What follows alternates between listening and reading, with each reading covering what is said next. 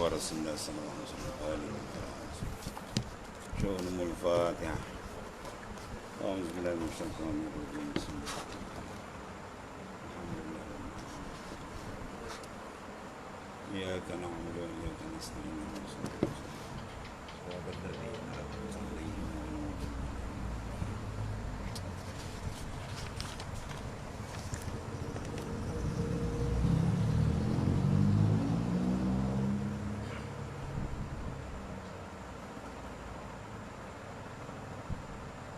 Ayat berapa? 59.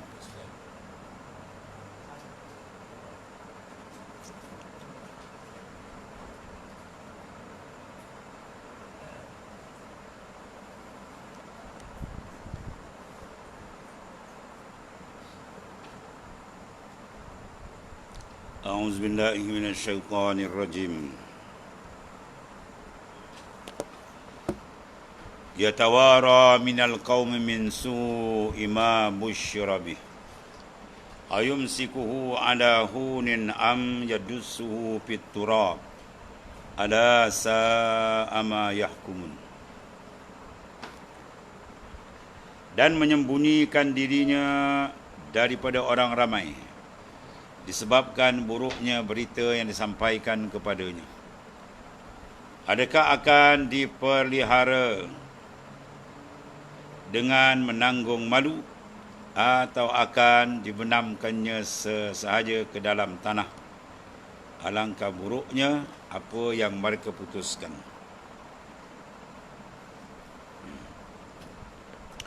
Huraian ayat ini, di sini Allah Subhanahu wa taala menggambarkan perangai orang-orang musyrik yang menyekutukan Allah Ta'ala yang terpengaruh oleh adat jahiliyah. Adat mereka dalam keadaan jahil daripada ketuhanan. Iaitulah apabila seseorang daripada mereka mendapat berita bahawa isterinya melahirkan anak perempuan, maka dia berasa tersangat malu. Jadi dah jadi kebiasaan, mungkin adat biasa.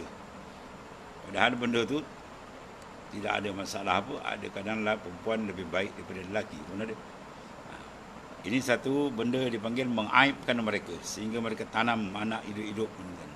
Ini masyarakat jahiliyah.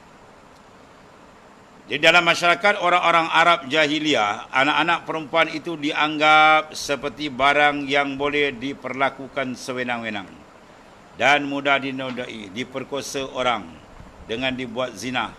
Jika perkara ini berlaku, berarti satu penghinaan telah dilemparkan kepada orang tuanya. Kecurangan yang berlaku kepada seorang anak gadis ibarat memalitkan orang yang kekening orang tuanya. Hal ini tidak sanggup si ayah menerimanya, maka sebelum perkara memalukan berlaku menjelang anak gadisnya menjadi dewasa, lebih baik katanya ditanam saja hidup-hidup. Dia tak tahu tanam tu lagi pasal zalim, menyiksa maknanya. Teruk. Ada satu video tunjuk di mana masyarakat orang asli ditanam hidup. Itu nak jamu hantu. Hantu apa juga. Bomo dia kata kena tangkap seorang anak. Tangkap budak tu so. Kali-kali tak timbun. Tanah tu menguit-nguit. Oh, kesian. Dia tak ada peri kemanusiaan tu ni. Dia ada peri kebinatangan pun tak ada macam tu. Teruk. Ini jahiliah itulah. Padahal benda yang akan datang siapa tahu. Nak memalukan bukan anak perempuan saja, lelaki pun dimalu. Kan? Di Islam semua selesai. Kan? Laki ke perempuan dia jadi mulia bukan sebab apa? Kuat dia, tapi sebab takwa dia. Bila dia didik menjadi insan yang bertakwa, laki-laki atau perempuan, martabat dia tinggi di sisi Allah Ta'ala. Itu saja. Tapi kerana mereka tak kenal Islam, mereka ikut apa ni? Akal mereka. Lepas tu berikut akal semata-mata, tak ada panduan syarak, sesat hukum. Kata Sayyidina Ali apa? Manik tamada ala aqlin dhalla wa manik tamada ala malin qalla wa man i'tamada ala jahin dhalla wa man i'tamada ala Allah fala dhalla wala qalla wala dhall. Siapa yang berpegang, bersandar, beriktimat, sandar dengan akal ni saja, tak ada petunjuk dari Allah Ta'ala, maka confirm orang tu sesat, kata saya. Akal manusia ni pendek, tuan. Ada benda dia boleh fikir, banyak benda dia tak mampu fikir. Macam mata juga, dia boleh tengok jauh tak nampak, terdinding dah tak nampak. Begitulah sebaliknya yang lain. Siapa pegang pada harta benda akan habis. Pegang pada jawatan pangkat pun dah habis. 2 kali jadi PM, nak jadi 3 lah. Dah habis satu kehinaan. Mula zaman kehinaan. Mana main ke dia, tuan. Hina, tamak, hubur riasah, kasih pada nak jadi kepala orang. Dan siapa kasih bersandar kepada Allah, maka dia selamat. Dia tak akan jadi sesat, dia tak akan jadi hina, dan tidak akan jadi kekurangan dalam kehidupannya. Jadi kerana masyarakat jahiliah, dia tandus dengan apa? Pimpinan ilahi, maka dia mengikut hawa nafsu dan akal yang cetek. Maka berbagai-bagai adat yang dibuat oleh orang-orang tua dulu dibawa ni. Sampai peringkat teruk sangat ni. Bunuh orang, budak, perempuan, bunuh, tanam hidup. Allah, dahsyat. Dia yang boleh menyelesaikan apa? Islam saja lah. Aus dan Khazraj waktu tahun berperang, tak ada damai. Siapa boleh damaikan? Islam. Datang Rasulullah boleh damai. Sehingga macam adik-beradik disatukan oleh Rasulullah sallallahu alaihi wasallam, menjadi pembela agama Allah Subhanahu wa taala. Begitulah halnya orang itu sangat malu dan sedih benar rasanya apabila mendapat anak perempuan. Yang perempuan kena sedarlah. Kan Siti Kasim kena Siti Kasim. Kan? Perempuan gila. Kau tak tahu Islam angkat martabat. Dengan Islam martabat kau jadi tinggi. Siti Kasim ni kau duduk zaman jahiliah rasa dia kena tanam tu. Abu Jahal tanam dia. Kan, dia tak tahu Islam angkat martabat lelaki-lelaki, dia angkat martabat perempuan, dia angkat martabat. Ini tidak. Nampak perempuan, anak perempuan dah rasa hina, tanam. Tapi kalau semua perempuan dah tak ada, takkan lelaki nak beranak. Punya bodoh tu dia orang. Tu kan jahiliyah. Zaman kebodohan. Begitulah halnya orang itu sangat malu dan sedih benar rasanya apabila mendapat anak perempuan. Mukanya terus menjadi merah padam, hitam. Maknanya apa? Rasa malu, marah, campurlah. Dengan anak dia boleh jadi. Dan kedut keningnya kerana apa? Menahan marah. Dia nak marah je apa? Sebab bencinya kepada anak perempuan dan sedih mengenangkan anak-anak perempuannya, pada lazimnya ia mencemarkan dan mendatangkan kehinaan, kata dia. Dia lebih suka kalau mendapat anak lelaki. Lebih suka jantan semuanya. Yang betina tak ada. Punya lagi gila. Dia menyembunyikan diri kerana malu. Dapat anak perempuan sampai berbunyi diri dan nyorok. Allah, macam-macam perangai. Dan tidak berani berjumpa dengan orang ramai, takut dicaci. Disebabkan buruknya berita yang disampaikan kepadanya, menyorok. Itulah gambaran mana kehinaan akhlak dia. Mendapat anak perempuan tadi. Pada ketika itu hatinya akan berkata, sama ada anak perempuan itu akan dipelihara terus dengan menanggung malu dan kehinaan serta diabaikan pendidikannya, atau lebih baik pula, dia kata lebih baik ditanam sajalah. Hidup ditanam dalam tanah dan ditanam hidup-hidup. Ibarat kata pepatah, daripada hidup bercerminkan bangkai, lebih baik mati berkalang tanah. Itu pepatah dia. Tak kena guna lah. Dia kena kat sini tak kena lah. Sebab anak ni rahmat kurniaan daripada Allah Ta'ala. Dan zamata ibnu Adam in qata'a ila min sadaqatin jariyatin aw ilmu yantafa'u aw waladin salihin yad'u lahu. Bila mati aja Adam, terpotong amalan dia. Orang mati dan diriwayatkan macam orang karam tengah laut. Wa alam barzah, mengharapkan bantuan orang atas. Kita hantar Fatihah, hantar palu, dia punya harga tu khairum minad dunya wa ma fiha. Lebih baik daripada dunia dan isi dunia. Yang besar. Lepas tu kita jangan lupa bapak, hari-hari kirim datuk nenek moyang kita tu kan. Kalau tak ada pun satu kali Fatihah hantar kat dia. Kan? Kita hadiahkan besar pahala. Ini tidak lupa langsung. Teruk lagi dah kat kubur tak ada Fatihah. Oh, betul-betul macam babi dulu. Allah punya teruk. Jadi mati anak Adam, terpotong amalan, melainkan 3. Sedekah jariah kalau dia buat nak. Atau ilmu yang bermanfaat, ataupun anak yang sah, salih atau salihah. Yad'u lahu, yang mendoakan. Jadi maknanya Tanah Hadi menyebut anak itu penting. Dididik tarbiyah cara baik, mendoakan. Kalau tak doa boleh buat amalan tu direct dapat. Ya, dia macam direct sling kan. Upline dah buat, downline dah buat. Ya, downline buat, upline dah buat. Maknanya apa? Bila buat amalan, bagi bapak tu dapat pahala dia. Sebab cara nak menebus jasa orang tua kita ialah kita bentuk diri kita menjadi insan yang saleh atau salihah. Itu jasa tu. Mana kalau anak dia tak bentuk diri dia menjadi insan yang saleh, taat perintah Tuhan, dia tak reti membalas jasa ibu bapa dia. Nak balas jasa ibu bapa tu lah, bentuk diri kita ikut Islam, maka kita telah membalas jasa ibu bapa. Sebab pahala tu bapa dapat. Ya, dia lain dapat.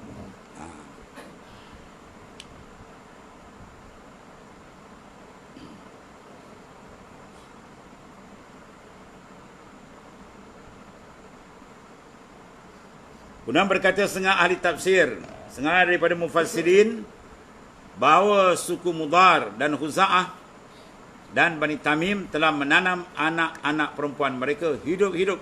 Digali lubang, disumbat, ditanam. Oh, dahsyat betul. Sebabnya mereka berbuat demikian sama ada mereka takut menjadi papa. Ini semua maknanya pahaman-pahaman jahiliah yang menghantui pemikiran mereka. Ya, takut jadi papa kerana apa? Banyak tanggungan. Ya. Aku nak beranak pula. Ya, buat anak yang pandai jaga anak tak reti. Ini bukan tak cakap tak reti, ini bunuh terus. Yang mesti diberikan nafkah sedangkan mereka tak sanggup lagi menanggungnya. Atau khawatir anak perempuan mereka kelak menjadi mangsa tawanan, perang dan sebagainya. Atau anak-anak gadis mereka tadi dia khawatiri tidak akan mendapat jodoh yang sekufu setaraf, kan? Itu semua benda-benda yang tak sepatut dimalui. Dia malu tak kena tempat. Orang malu langgar perintah Tuhan. Degil tak nak ikut Tuhan, ikut nafsu, tu tak kita malu dengan Tuhan. Nak benda-benda macam ni jadi benda apa? Dia besarkan. Jadi penyembah hawa nafsu. Hidup nak selesa, nak sedap dengan nafsu. Akhirnya terasa tak sedap, buat sampai peringkat bunuh anak sendiri. Ya. Adalah dikatakan seorang Arab jahiliah tu, apabila isterinya melahirkan anak perempuan, sedang dia mahukan anak itu hidup, maka dibiarkanlah hingga besar. Lalu dipakaikannya baju jubah daripada bulu kambing dan bulu binatang atau bulu binatang, dan disuruhnya mengembala unta di padang pasir. Tapi kalau dia hendak membunuhnya, dibiarnya hidup sampai besar 6 tahun. Lalu dikatakan kepada isterinya, mana ibu anak tadi, pakaikanlah anak ini cantik-cantik, kerana aku akan membawanya berjumpa kawan-kawannya. Ya. Kemudian anak perempuan itu pun dibawanya ke padang pasir, di mana telah disediakan situ sebuah lubang. Dah siap tuan. Mak pakai je, rupa ditolak di kampung sini. Lalu dikatakan kepada anak itu, lihatlah lubang ini. Ya. Sebaik saja anak perempuan itu menjenguk ke dalam lubang, terus ditolak ke dalam. Kemudian ditimbus dengan tanah, ya, sehingga rata. Habis. Dahsyat betul. Keras hati dia orang ni. Tak ada peri kemanusiaan langsung. Anak sendiri dia tanam di itu. Dahsyat. Adalah pahaman jahili, ya. Yang mana dibentras oleh Islam. Ala sa'ama yahkumun. Alangkah buruknya apa yang mereka putuskan, mereka lakukan, ya, oleh masyarakat jahiliah. Yang ini keputusan yang mereka ambil dengan menghukum anak-anak perempuan mereka tidak berdosa dengan menanamnya hidup-hidup. Ya, sesungguhnya sangat buruk, keji dan kejam. Begitu pula lah keputusan yang mereka ambil dengan apa? Mendakwa atau mengatakan bahawa Allah Ta'ala itu mempunyai anak perempuan. Anak gitu kok. Dia ambil anak lelaki, anak perempuan pula bagi Tuhan. Bukan Tuhan pesan beranak, bahlul. Kalau Tuhan dah beranak, bukan Tuhan, jadi kita makhluk, suku kita. Adalah juga sangat buruk, keji dan tidak sopan. Bahkan itulah seteruk-teruk, sejahat-jahat, sezalim-zalim, menyekutukan Tuhan. Inna syirk la zulmun azim. Sungguhnya syirik menyekutukan Tuhan itu zalim yang paling besar sekali. Qala Allah Ta'ala lilladzina la yu'minuna bil akhirati masalus saw walillahil masalul a'la wa huwal azizul hakim. Orang-orang yang tidak beriman kepada hari akhirat, kepada yaumul ba'as, hari bangkit. Dia kata dah mati habis cerita. Dia tak tahu dah mati lagi besar cerita. Dah mati al-haya ba'dal mamat. Kehidupan selepas mati lagi dahsyat macam-macam. Ya, lebih besar daripada kehidupan dunia yang kita nak harum. Tak ada yang mati-mati sana lagi dah. Kan? Sama ada dapat nikmat atau azab. Itu besar kehidupan sana. Tiba-tiba dinafikan. Tak ada. Dia kata dah mati habis cerita. Inilah ya, satu penentangan besar mereka terhadap Allah Ta'ala. Jadi alladzina la yu'minuna bil akhirah, orang yang tidak percaya berlakunya hari kiamat esok mempunyai perumpamaan yang buruk, sedangkan Allah Ta'ala mempunyai perumpamaan yang baik dan dia maha perkasa lagi maha bijaksana.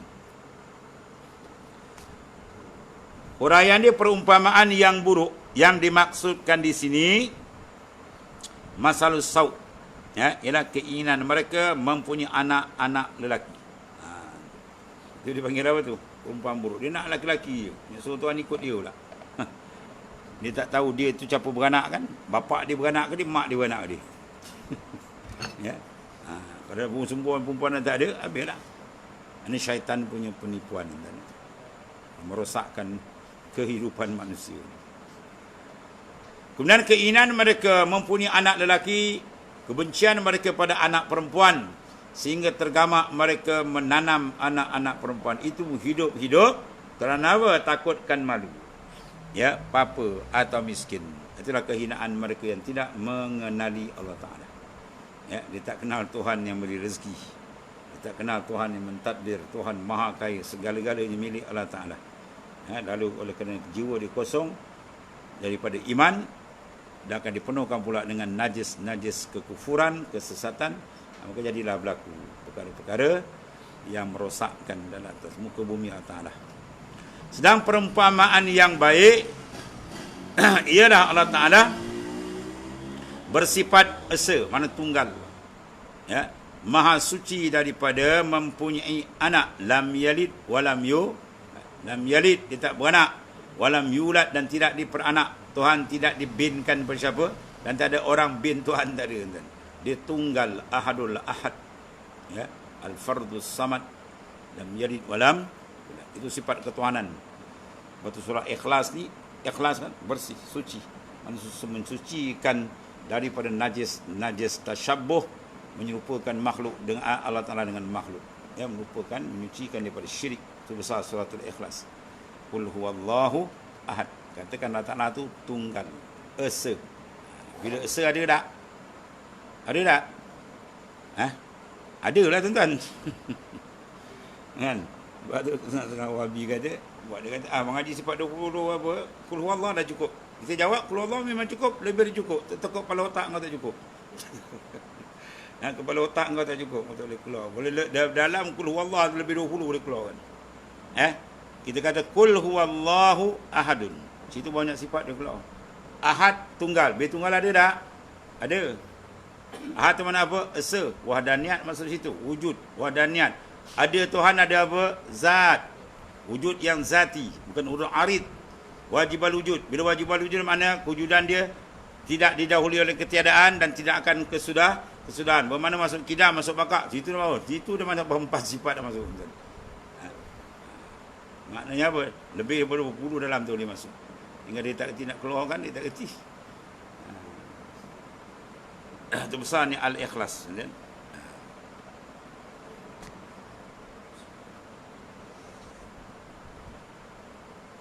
Kemudian sedang perumpamaan yang baik ialah Allah Ta'ala tu esa. Mana-mana pun kata lapas tunggal ni, lapas yang selalu dikumandangkan yang popular. Allah Ta'ala yang maha esa. Allah Ta'ala yang maha tunggal. Kan? Sebab ketunggalan tu makna besar. Ya. Semua alam ni mencerminkan keesaan Allah Ta'ala. Ahad, ya, ketunggalan Allah Ta'ala. Maka tidak tunggal, tak ada satu makhluk pun ada. Sebab apa? Kalau Tuhan tak tunggal, berbilang, maka batal makna ketuhanan. Bila batal makna ketuhanan, satu makhluk pun tak boleh mawujud. Sebab makhluk diadakan, yang boleh mengeluarkan dari tak ada kepada ada ialah zat yang bersifat dengan ketuhanan saja. Kalau zat bersifat tak ada sifat ketuhanan, batal makna ketuhanan, takkan ada segala makhluk. Ya, kewujudan makhluk ni menunjukkan adanya zat yang bersifat dengan sifat ketuhanan dia. Antara makna ketuhanan apa dia? Ialah ahad tunggal. Sebab apa tunggal? Mesti tunggal. Sebab kalau tak tunggal, batal makna ketuhanan. Sebab apa? Sebab makna Tuhan, semua benda berhajat pada dia. Kita kena ingat. Semua benda berhajat pada dia. Kalau didakwa Tuhan, tiba ada benda tak berhajat ke dia, batal makna ketuhanan. Oleh kerana nakkan semua berhajat, dia mesti tunggal. Kalau dah berbilang, dah tak berhajat semua, dah berpecah-pecah. Kalau ada Tuhan, tapi tu ada benda lain tak terikat dengan dia, batal, tu bukan Tuhan. Tuhan mesti terikat semua. Dia tu makna lapas tunggal tu penting, paling besar. Kita pandang semua makhluk, kita akan nampak keesaan Allah Ta'ala. Ya, itu maksud dia. Seolah-olah semua makhluk dia kata apa? Allah yattasif biwahdaniyah. Lau lam yakun kazalik, lam yujad syai'un minal khalaiq. Ya. Allah Ta'ala tu yattasif bilwahdaniyah.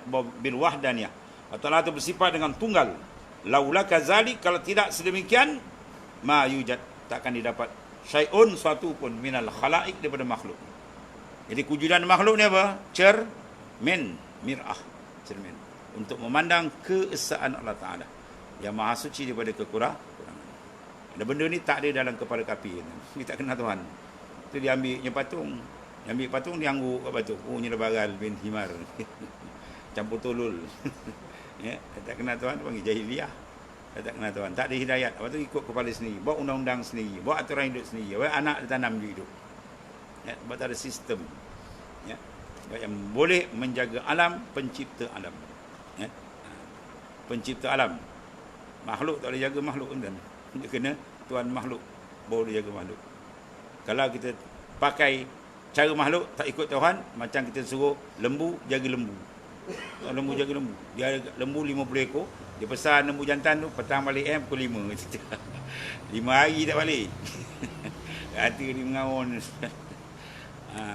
Lembu jaga lembu macam itulah. Begitulah bila tak pakai undang-undang Tuhan, macam lembu jaga lembu, kambing jaga kambing. Ya. Ataupun babi jaga babi. Teruk.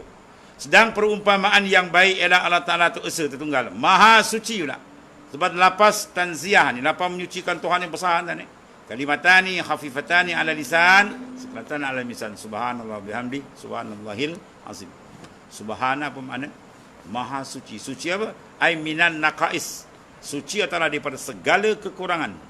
Begitu ucap subhanallah tu terasa kebesaran Allah Ta'ala punya hebat, masya-Allah. Tak ada kekurangan di dia.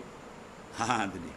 Ya, kita ni dibalut dengan kekurangan, ya, sifat al-ajiz, lemah, fakir, itu semua sifat kita. Maka agung lagi mempunyai segala sifat kesempurnaan, mengetahui, berkuasa, kekal selama-lamanya. Itu semua sifat ketuhanan dan tak ada pada makhluk sifat itu. Dia maha perkasa lagi bijaksana dalam segala perbuatan dia. Itulah kehebatan Allah Subhanahu Wa Taala. Ya, jadi kegagalan mereka mengenali Tuhan menyebabkan mereka tersesat jauh. Sebab tu awal agama kena kenal dia. Siapa dia? Awaluddin ma'rifatullah. Ni awaluddin ma'rifatul sekolah. Masa sekolah macam tak semula hidup. Maksud dia kena kenal Tuhan. Tak kira di mana belajar, dia kena kenal Tuhan. Sebab pencipta dia, awal-awal dia kena kenal, dan itu yang ditanamkan 13 tahun akidah di Mekah oleh Rasulullah SAW. Baik. Dia menghasilkan insan yang mentauhidkan Tuhan. Dan walau yu'akhizullahu an-nasa bizulmihim ma taraka 'alaiha min dabbah ila akhir ayat. Sadaqallah.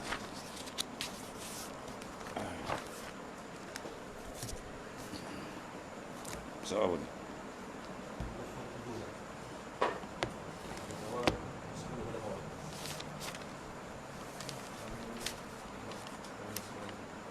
Satu kosong.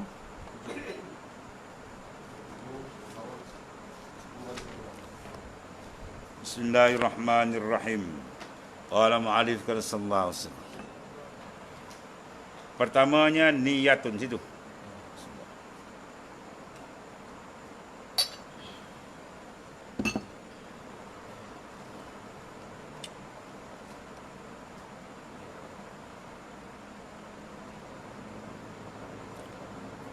Pertama, niat. Kerana sembahyang itu tiada jadi melainkan dengan niat. Innamal a'malu binniyat. Niat. Amal sah dengan niat. Dan adalah dimuktabarkan, dikirakan dia niat di sini pada segala bab fiqh. Bab fikih mana bab fiqh, semua dia kerja niat. Dia kepala tu. Sebab tu dalam Qawaidul Fiqhiyah oleh Al-Imam As-Suyuti, Al-Qaidatul Ula Al-Umur Bimaqasidiha. Itu kaedah yang pertama sekali ditulis ya oleh Al-Imam As-Suyuti dalam Al-Ashbah wan Nazair. Kaedah yang pertama apa? Al-Umur Bimaqasidiha. Segala urusan bergantung dengan qasad dan niat. Dia bergantung. Cukup banyak korok bawah dia pecah. Itu dia punya kaedah dia. Semua benda bergantung kepada niat.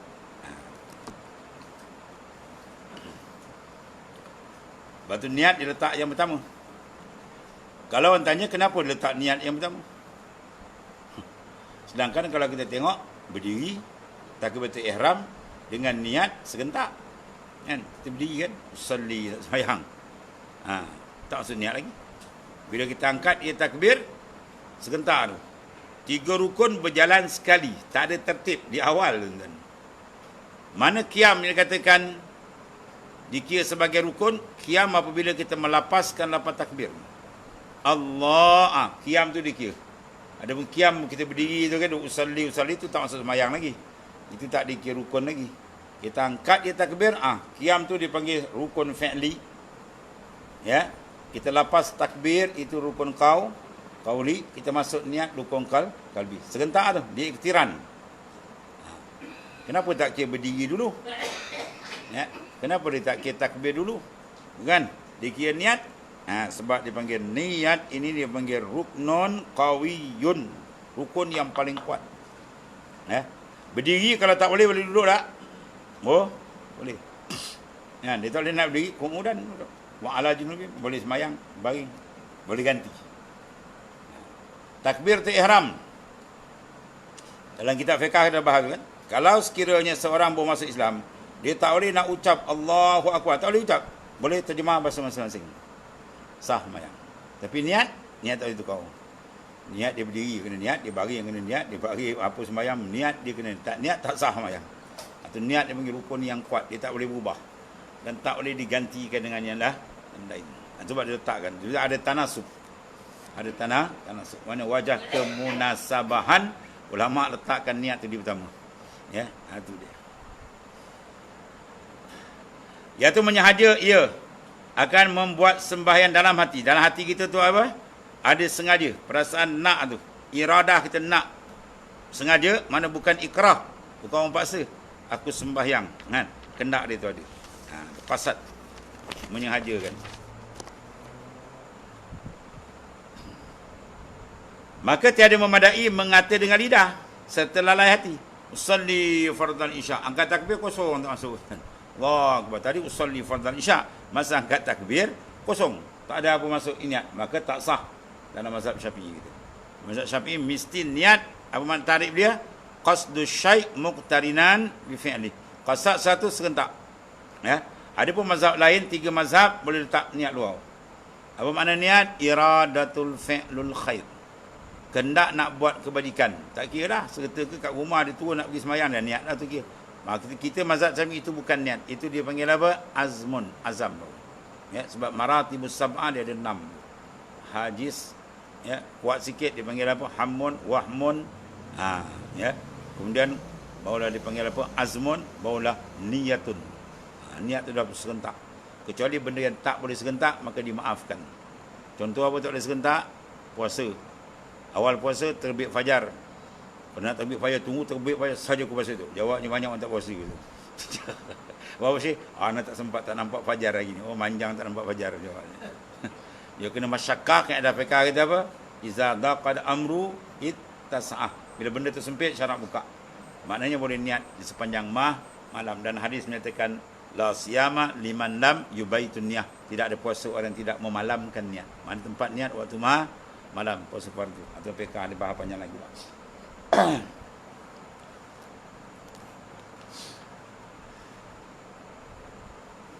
Tiada memadai dengan lidah. Lidah usalli, hati kosong.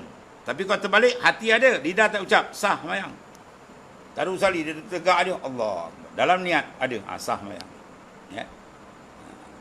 Sebab tu dalam kitab Imam Syafi'i, tak ada usalli. Ya. Sampai tu kata, kalau kau jumpa dalam kitab karangan Imam Syafi'i, ada lapan usalli, aku beri kau kereta sebiji je. Menunjukkan apa? Memang tak ada. Yang ada dalam kitab ulama' mutakhirin. Al-Imam An-Nawawi, muhaddisin, ulama' besar. Ya. Sebab apa dia berbuat usalli? Pertama, kiasan alal haj.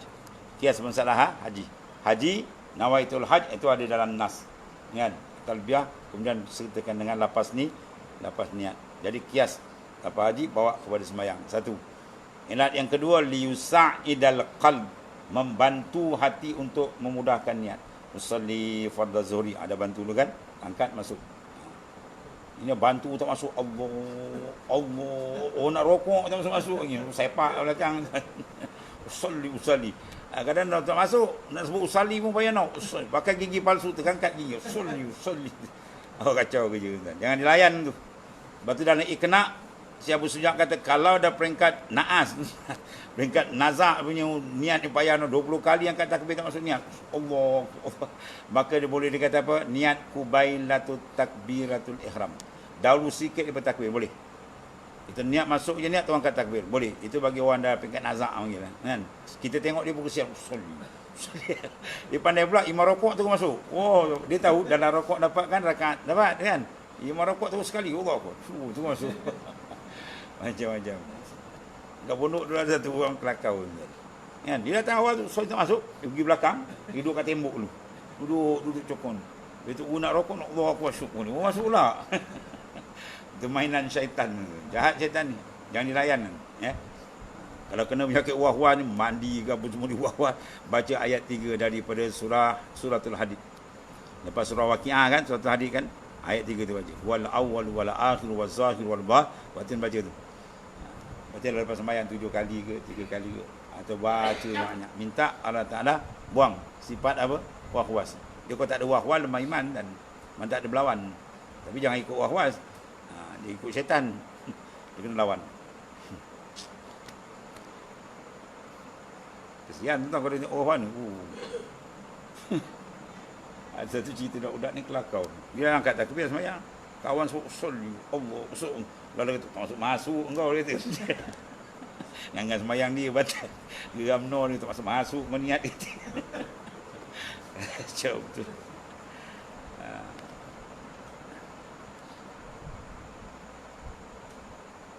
Jadi kalau sekiranya lidah dia mengatakan tapi hati tak ada, tak sah. Ya, hati lalai. Jika mengata dengan lidah aku sembahyang fardhu zuhur, menyalahi niat yang dalam hati, maka hanyalah dimuktabarkan barang dalam hati. Dia nak sembahyang apa? Zuhur. Sekali dia niat sembahyang asar, usalli fardhu asri. Kan? Kemudian masa takbir apa dia niat? Dikit niat. Kalau niat zuhur salah. Ya. Dengan diikut ni asar tu tak sah pula kan. Mana nak cerita apa sini? Diikut kendak ni niat. Niat ada sah lah. Habis dan disyaratkan niat itu hendaklah dijazamkan dengan hati dia. Maka jika diiringi dengan lafaz insya-Allah atau mana tak jazam. Kalau dia nakkan mana insya-Allah saya sampai zuhur insya-Allah kan. Dia ikut tabligh lama kan dia insya-Allah banyak. Habis sembahyang mesti insya-Allah. Kan. Kalau dia pakai makna insya-Allah, siapa tahu masyiatillah tak tahu. Jika dikendaki oleh Allah, dia masyiah kendak Tuhan siapa tahu? Jawab dia niat tak pakai. Betul kalau dalam bab nikah nak batalkan ta'liq bubu insya-Allah boleh batal. Lepas nikah kan dah tulis surat, betul dia suruh lapar ta'liq. Ya, sekiranya dia meninggalkan 4 bulan turut dan mengangkat kes oleh perempuan ini kepada qadi, qadi mensabitkan akan maka jatuhlah satu talak kan, ada ta'liq kan. Jadi pula bubuh belakang dia tu satu talak insya-Allah. Batal ta'liq tu.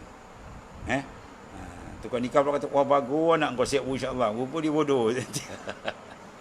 Bila niat insya-Allah, jadi kembali pada masyiah kendak Tuhan. Kendak Tuhan siapa tahu, siapa tak tahu. Jadi ta'liq tu batal. Batal. Jaga-jaga insya-Allah. Oh pandai dia kata siap insya-Allah. Bukan waktu batal ke ta'liq. Jaga dia. Jadi mana menunjukkan tak jazam tu. Berarti kait dengan masyiah. Siapa tahu masyiah Allah Ta'ala kendak Tuhan. Atau niat, maka jika dikasatnya hanya tabarrukan, Dia niat tadi insya-Allah, tapi bukan nakkan makna asal, tapi semata mengambil berkat saja, tu tak apa. Atau bahawa segala perbuatan jatuh dengan kehendak Allah. Jawab dia apa? Tiada mudarat. Mana niat tu sah. Dan jika mengqasad dia taklid, atau ia itlak tak ada niat apa-apa, kosong aja, maka jawab dia mudarat. Memberi mudarat mana tak sah niat tu. Ya. Pasal-pasal panjang nak masuk yang tu pun bayar. Padahal bukan banyak sangat. Qasad ta'arud, ta'ayun atau ta'yin. Aku semayang, kemudian fardu zuhur, tu je. Semayang fardu 4 rakaat lillahi ta'ala, apa semua kan, menghadap kiblat semua. Itu semua sunat. Ya, ada panjang-panjang betul cukup nampak. Oh, panjang tak maksud cukup nampak. Pendek sekejap je. Habis susah nak boleh niat dahulu sedikit. Pun ada. Fiqh ni macam-macam, tak ada masalah. Dan lagi disyaratkan mengekali akan dia pada hukum. Apa makna mengekali hukman pada hukum? Seperti contoh, jangan ia mendatangkan akan sesuatu yang menapikan dia. Diangkat dia sangat takbir, kemudian dia terniat tak jadi atau niat taklid. Kalau orang call ni kan, aku jawab call. Kan? Jawab dia habis tu. Tak sah. Maka jika berniat dia keluar daripada sembahyang, itu sekarang batal jawab dia. Atau kemudiannya. Ya. Atau taradud. Nak tunggu tidak sembahyang. Habis. Ya. Dia musim hujan. Seminggu hujan. Hari tu pula ada matahari terang. Dia pun jemur baju. Tengah nak sembahyang, tengok dah gelap balik. Alamak, ini kan baju dah kering kena sesah hujan. Kalau hujan ni kan rasa berhenti luar sembahyang. Dia cakap macam tu je, batal sembahyang. Batal kena usalli balik. Ya, sebab tidak jazam.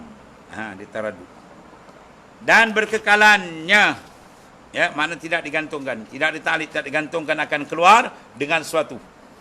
Kawan datang kami ni ada kemso ni, kalau orang salam ke aku jawab berhenti dulu. Dia tak tahu sembahyang lagi besar. Yang menghadap Tuhan bukan menghadap makhluk. Jawab dia batal sembahyang. Dan jikalau diputuskan dia akan ketiadaan adanya sekalipun, walau lepas tu dibatalkan, dia terlintam macam tu tak pakai dah. Ya, maka batal sembahyang dia semua masalah tadi. Ya, bila batal waktu itu juga fauran segera automatik batal terus. Pada segala surah rupa masalah tadi. Jadi kenapa? Usalli balik jawab dia. Ya. Kemudian ketahui ilmu bahawa sembahyang itu terbagi ia pada 3 bagi. Pertama, sembahyang fardu. Kedua, sunnah. Ya, sembahyang sunat yang berwaktu atau yang bersebab. Dan ketiga, sembahyang sunat mutlak, iaitu tiada waktu dan tiada sebab. Jadi sembahyang tu ada 3 je lah. Sembahyang fardu, kemudian sembahyang sunat, ya, sunat pula dipecah 2. Ada bersebab, ada berwaktu. Yang ketiga, tak ada dua-dua. Sebab pun tak ada, waktu pun tak ada. Dia panggil sunat mutlak. Apa makna mutlak? Keluar daripada kait. Mana tak dikaitkan dengan sebab atau dengan waktu. Kan? Kita sembahyang sunat duha. Duha sembahyang ada waktu. Sembahyang gerhana. Gerhana sebab apa? Gerhana lah. Ya? Sebab sembahyang gerhana dia tak ada waktu. Ya, waktu dia selagi gerhana ada itu selagi tu boleh sembahyang. Kalau cepat-cepatlah. Kalau dia lama-lama lah. Ya. Sebab dia maknanya sebab bersebab. Sembahyang istisqa sebab apa? Dia minta hujan sebab apa? Sebab kemarau lah, takkan banjir. Kau banjir minta hujan mana mampu. Dah banjir kau minta hujan ni. Mau tenggelam. Sebab kemarau lah, itu dipanggil sebab. Ya. Sembahyang bersebab. Ada tahajud atau ada waktu. Tak ada waktu, tak ada sebab, itu mutlak. Saja aku sembahyang saja, kan? Jadi ada 3 pecahan dia. Ya. Dia tak ada lain lagi dah. Maka yang pertama dinamakan fardu. Jika ada ia fardu, sama ada fardu nazar. Lillah alayya an usalliya raka'ataini, ya. Dia kata wajib agar aku nak sembahyang 2 rakaat kalau aku dapat ajat sekian-sekian. Jadi benda tu dah jadi wajib arid. Wajib dengan sebab dia bernazar, ya. Atau fardu kifayah, sembahyang jenazah misalnya. Dan jika jatuh sunat sekalipun, misalnya mana? Sembahyang fardu tapi jatuh sunat. Rupa fardu seperti sembahyang muadah. Sembahyang kita ulang. Kita sembahyang seorang. Lepas sembahyang tengok datang 10 orang nak sembahyang berjemaah. Jadi boleh kita ulang balik sebab nak ambil fadilat jemaah. Tapi wajib dia kena niat jemaah tu jatuh dalam takbiratul ihram. Kalau dia tak jatuhkan niat jemaah dalam niat ikut imam dalam takbiratul ihram, tak sah sembahyang dia. Sebab tujuan dia nak dapat fadilat. Kalau kita niat ikut imam di luar takbiratul ihram, sembahyang biasa, sembahyang dia sah, fadilat jemaah dia tak dapat. Dan Ya, jaga tu. Dia semayang kan. Aku semayang fardu maghrib. Lepas tu dah habis takbir buat aku ikut imam. Apa hukum semayang dia? Sah. Para jemaah dia dapat pahala rabti dia setengah ulama ada. Ya. Ada pun imam tak apa. Ya, imam tak apa. Imam start dia niat imam 4 rakaat, 2 rakaat tak niat. 2 rakaat baru dia niat di imam. Start dia niat tu pahala jalan. Ya. Sebab tu nak dapat fadilat berjemaah mesti niat mengikut niat kuduah mengikut tu dalam takbiratul ihram. Syarat untuk dapat fadilat. Kalau dia tak niat, dia niat luar daripada takbir, dah rokok ke dia niat ikut imam, maka perbuatan dia sah, tapi jemaah dapat. Sebab tu bila nak i'adah, dia nak dapat pada jemaah, maka mesti letakkan niat mengikut tu dalam takbiratul ihram. Itu dia panggil mu'adah. Hukum dia apa tu? Sunat. Sunat sebab nak dapat fadilat jemaah. Dan sembahyang kanak-kanak. Kanak-kanak tak wajib kan? Kita yang wajib jaga dia. Maka walau begitu maka wajib diniatkan. Ya, walau begitu rupa surah sembahyang tu wajib, dia kena masukkan tuntutan wajib niat. Apa dia? Satu lagi. Pertama apa? Qasad. Yang kedua apa? Ta'arud. Ya, yang ketiga ta'yin atau ta'ayyun. Ya. Qasad maknanya hendaklah memperbuatkan sembahyang. Aku sembahyang. Ya, rasa hati tu terlintas aku sembahyang. Tu. Supaya membezakan perbuatan sembahyang itu daripada segala perbuatan yang lain. Ya. Kan dia tunggang-tungging ingatkan sembahyang. Aku boleh bersenam. Ni bersenam bau cara sembahyang. Wah, kok siap ingat sembahyang aku boleh bersenam. Dan dikenaki dengan memperbuat sembahyang itu memperbuat segala rukun. Tapi yang lain daripada niatlah, kerana niatnya tidak diniatkan. Dan diniatkan itu yang tinggal. Lepas tu bila kita niat sembahyang, angkat sembahyang, Allah aku sembahyang, dia kena nampak tu. Ya. Kena nampak hakikat semayang kita tu. Kita angkat takbir sam Allah aku semang. Kita kata KLA nampak tak? Kita kata kota baru nampak tak? Itu dah niat. Ada pun kita susun aku semayang fardu zuhur, itu bukan niat. Itu bukan niat. Itu dia panggil apa? Hadisun nafsi, perkataan hati. Kebanyakan orang buat ni betul. Betul. Confirm. Ya. Angkat takbir Allah, dia masuk aku semayang fardu maghrib. Itu bukan niat. Itu dipanggil hadisun nafsi, perkataan hati. Aku semayang, itu bukan niat. Tapi ada dalam kitab perbahasan Muqaranah, dia kata dalam hadisun nafsi itu ada tadammun, mengandungi makna niat. Asyik baik. Kalau tidak parah, banyak orang pakai ini. Betul? Yang angkat semayang zuhur, kita angkat aku semayang. Bila mana semayang apa? Kita faham dah tu. Tam, parakan. Kita nampak hakikat. Allah. Kita nampak. Kita semayang kita geti. Kita sebut kuih baulu. Nampak tak? Apa dalam dia ada? Telur. Tepung. Sak. Faham? Itu maksud dia. Kita niat. Mana kasat sesuatu. Nampak? Bukan dia pening pula kan. Mana nampak. Maksudnya tak nampak lagi Syekh. Tak rumah tak nampak lagi. Maut lagi.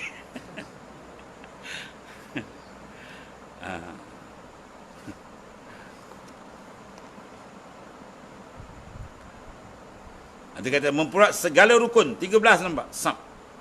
Nampak dengan cara tadamun, ya, mengandungi sab. Allah kita sebut sembahyang apa? Kita tahu.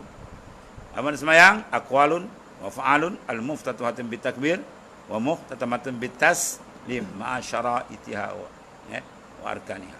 Itu makna sembahyang. Sembahyang makna aqwal, perbuatan, dan perkataan, bacaan, perbuatan yang dimulakan dengan takbir dan sudah dengan salam. Dia kata aku sembahyang, kita faham. Mana kita faham benda itu. Kita sembahyang zak kita faham. Ya, zuhur kita nampak, faham. Nampak di mana kita faham. Allahu akbar. Kalau balik membuat tak masuk-masuk. Apakah yang biasa tu boleh dah tu. Aku sembahyang pada zuhur boleh juga. Sebab ulama kata dalam benda tu ada makna niat juga. Ada mengandungi, maka sah gitu. Ya. Kerana niat dan tiada niatkan dia habis tu. Itu yang pertama ya, qasad. Dan yang kedua ni ialah ta'arud, membentangkan. Aku semayang, kemudian apa? Fardu ke? Sunat ke? Ya? Qasad, ta'arud. Ta'yin, kita tentukan apa? Subuh, zuhur, asar. Atau akan datang dua raya. Jadi kalau semayang fardu ada 3. Kalau semayang sunat ada waktu, ada 2 je. Aku semayang, apa dia? Tahajud. Tak payah sebut sunat pun tak apa. Aku semayang, tahajud. Tahajud dengan sini kita faham dia adalah sunat. Dia qasad dengan ta'yin. Dan kedua ni ialah niatkan ta'arud Allah. Bismillahirrahmanirrahim. Sayyidina Maulana Muhammadin wa ala alihi wa sahbihi. Inna khairan. Alhamdulillah. Subhanallah.